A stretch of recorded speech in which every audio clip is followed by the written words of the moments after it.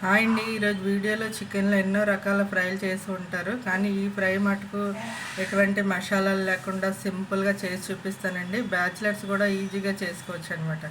ఎక్కువ హడావుడి లేకుండా టేస్ట్ కూడా చాలా బాగుంటుంది, చాలా ఈజీగా కూడా అయిపోతుంది.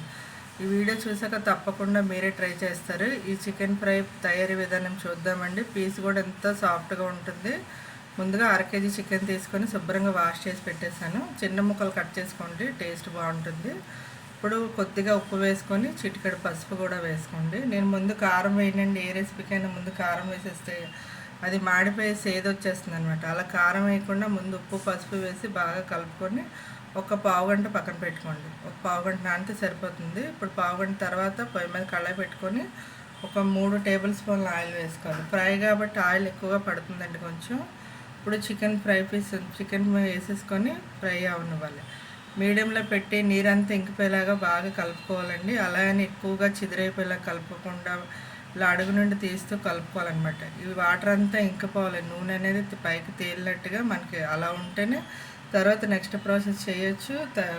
చికెన్ కూడా మెత్తబడిపోతుంది. ఈలోపు మీడియంలో పెట్టి మంచిగా వాగనివ్వండి. ఒక్కొక్కసారి మూత పెట్టుకున్నా పర్వాలేదు. మూత పెట్టడం వల్ల ఏంటంటే చికెన్ మెత్తబడిపోతుంది, వాటర్ కూడా కొద్దిగా ఇది అవుతుంది. మూత పెట్టి ఒక 2-3 నిమిషాల తర్వాత చూసారు వాటర్ అంతా వచ్చేసింది. ఇప్పుడు మళ్ళీ ఆయిల్లో పెట్టుకొని బాగా వేయించుకోవాలి. అప్పుడు మనకి వాటర్ అంతా ఇంకిపోయి మనకి ఆయిల్ అనేది రిలీజ్ అవ్వాలన్నమాట. అంతవరకు వేగనివ్వండి. వేగిన తర్వాత వెంటనే ముక్క అనేది మెత్తబడిపోయింది, ఆయిల్ కూడా రిలీజ్ అయిపోతుంది చూసారా. ఇప్పుడు ఫ్రెష్గా రుబ్బుకున్న అల్లం వెల్లుల్లి పేస్ట్ వేసుకోవాలి. 1 టీ స్పూన్ వేసుకోండి. అల్లం వెల్లుల్లి పేస్ట్ ఇలా మధ్యలో వేసి ఒకసారి ఇలా కలిపేసుకుంటే మంచిగా వేగుతుంది. ఇప్పుడు ఉల్లిపాయలు తీసుకోవాలి. ఒక మీడియం సైజ్ ఉల్లిపాయలు ఒక 2 తీసుకొని సన్నగా కట్ చేసి వేసుకోండి. ఇప్పుడు ఒక 2-3 పచ్చిమిర్చి వేసుకున్న తర్వాత ఒక్కసారి ఇలా కలుపుకోండి. ఎక్కువగా కలిపిమ్మకండి, చిదిరైపోతుంది. ఇప్పుడు ఒక చిన్నది మీడియం సైజ్ టమాటో తీసుకొని బాగా పండిన టమాటో వేసుకోండి. చిన్న సైజ్ అయితే సరిపోతుంది, ఎక్కువగా వేయకూడదు, టేస్ట్ మారిపోతుంది. ఒకసారి మూత పెట్టుకుంటే మగ్గిని చూసారా, ఇంకా బాగా వేగాలన్నమాట. ఉల్లిపాయ టమాటో ఆల్మోస్ట్ బాగా ఎగిరిపోయినట్టుగా అయిపోవాలి. అప్పుడు చికెన్కి బాగా పడుతుంది, టేస్ట్ కూడా చాలా బాగుంటుంది.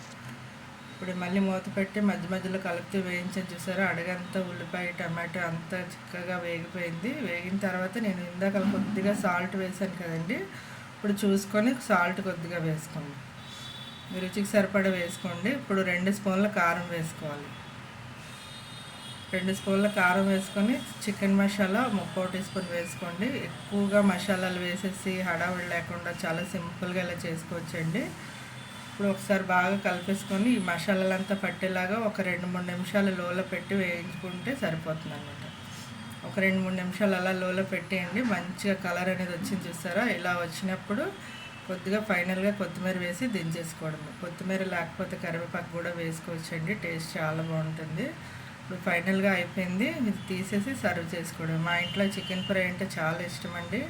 ఈ వీడియో చూసాక చికెన్ ఫ్రైలో చాలా రకాలు చేస్తూ ఉంటాను. ఒకసారి మీరు కామెంట్ చేశారంటే నేను తప్పకుండా వీడియో చేసి చూపిస్తాను. ఈ చికెన్ ఫ్రై తయారీ విధానం నచ్చిందని అనుకుంటున్నాను. నచ్చితే వీడియో లైక్ చేయండి, షేర్ చేయండి, సబ్స్క్రైబ్ చేయండి. Thank you for watching.